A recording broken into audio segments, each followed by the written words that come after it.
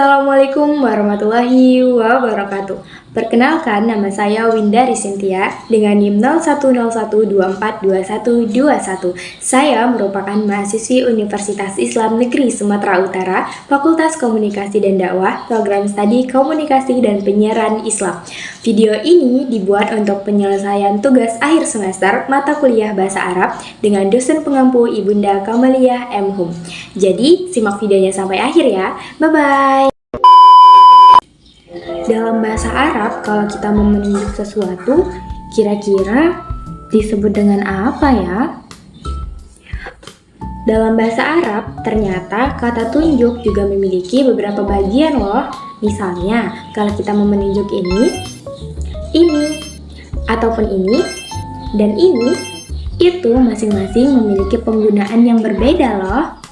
Nah, dalam video ini kita akan fokus membahas kata tunjuk dalam bahasa Arab dengan penggunaan seperti ini. Atau yang juga bisa kita sebut dengan isim isyarah lil bait. Yuk, simak videonya sampai akhir. Nah, yang pertama di sini ada judul besar yaitu isim isyarah atau kata tunjuk dalam bahasa Arab. Nah, lanjut ada pengertian isim isyarah. Apa itu isim isyarah? Isim isyarah adalah kata benda yang bentuknya mabni atau yang memiliki baris yang tetap, berfungsi untuk menunjuk sesuatu. Sedangkan isim mabni sendiri adalah isim yang tetap dalam suatu keadaan baik rafa, nasab maupun jar. Isim isyarah dalam bahasa Arab mempunyai dua fungsi, yaitu untuk yang dekat, lil qarib, dan untuk yang jauh, lil ba'id. Dan jika dipandang dari segi penggunaan, isim isyarah mengikut pada muzakkar atau mu'annas sesuai dengan kalimat setelahnya. Nah, masuk kita ke isim isyarah lil ba'id atau kata tunjuk jauh dengan penggunaan muzakkar yang tidak berakal. Isim isyarah lil ba'id yang berfungsi untuk kalimat yang muzakkar, tidak berakal, dan digunakan untuk menunjukkan sesuatu pada jarak yang jauh, yaitu, nah di sini ada penggunaannya ya teman-teman. Nah, yang pertama ada zalika, artinya itu.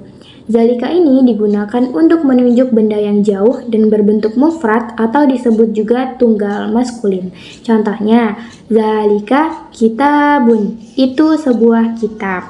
Nah, yang kedua ada zanika. Zanika ini digunakan untuk menunjuk benda yang jauh dan berbentuk muzakkar atau disebut juga dual maskulin. Contohnya, zanika kitabani, itu dua buah kitab. Nah, yang ketiga ada tilka. Tilka ini digunakan untuk menunjuk benda yang jauh, berbentuk banyak atau disebut juga jamak maskulin. Contohnya, tilka kitabun, itu beberapa kitab. Nah, dari contoh di atas dapat sama-sama kita lihat bahwa kata kitabun adalah kata yang berbentuk laki-laki atau muzakkar karena tidak berbentuk ta marbutah.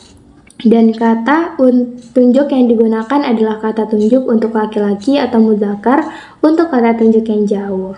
Nah, masuk kita ke isim isyarah lil ba'id atau kata tunjuk jauh dengan penggunaan mu'annas. Nah, isim isyarah lil ba'id yang berfungsi untuk kalimat yang mu'annas, tidak berakal dan digunakan untuk menunjukkan sesuatu pada jarak yang jauh, yaitu yang pertama ada tilka. Nah, tilka ini digunakan untuk menunjuk benda yang jauh dan berbentuk mufrad mu'annas atau disebut juga tunggal feminim. Contohnya, tilka sajaratun, itu sebuah pohon.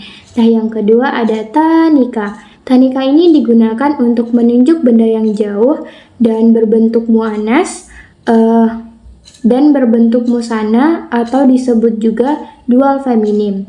Contohnya, tanika sajarotani, itu dua buah pohon. Yang terakhir ada penggunaan tilka.